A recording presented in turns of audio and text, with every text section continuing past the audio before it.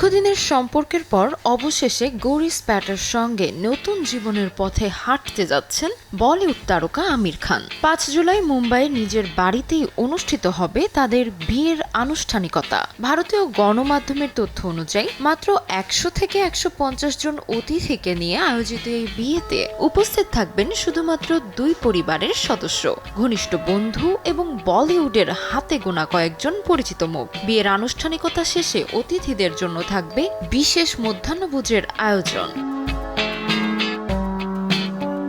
জানা গেছে, অতিথি তালিকা থেকে শুরু করে খাবারের মেনু সবকিছুই নিজেরা ঠিক করেছেন আমির ও গৌরী। নিজেদের পছন্দের খাবার দিয়ে সাজানো হয়েছে মেনু, এমনকি খাবারের প্রস্তুতিও দুজন মিলে তদারকি করছেন।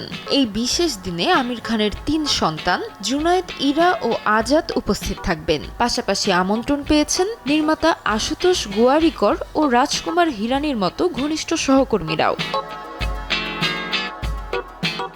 বৃহস্পতিবার আমির খান নিজেই তার বিয়ের অনুষ্ঠানের কথা নিশ্চিত করেছেন। তিনি জানান, ৫ জুলাই ছোট পরিসরে তার নিজের বাড়িতেই অনুষ্ঠান হবে। শুধু দুই পরিবারের সদস্য এবং কয়েকজন বিশেষ বন্ধু থাকবেন। সকলের কাছে দোয়াও চেয়েছেন অভিনেতা।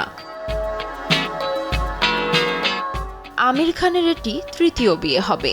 ১৯৮৬ সালে তিনি প্রথম বিয়ে করেছিলেন রীনা দত্তকে। ২০০২ সালে দুজনে আলাদা হওয়ার সিদ্ধান্ত নেন। রীনার সঙ্গে বিচ্ছেদের পর ২০০৫ সালে আমির বিয়ে করেন কিরণ রাওকে। ২০২১ সালে আমির খান এবং কিরণ রাও আলাদা হওয়ার সিদ্ধান্ত নেন। এবার গৌরি স্প্যাটার সঙ্গে জীবনের নতুন অধ্যায় শুরু করতে চলেছেন অভিনেতা। তাসমিলা খান, সময় সংবাদ।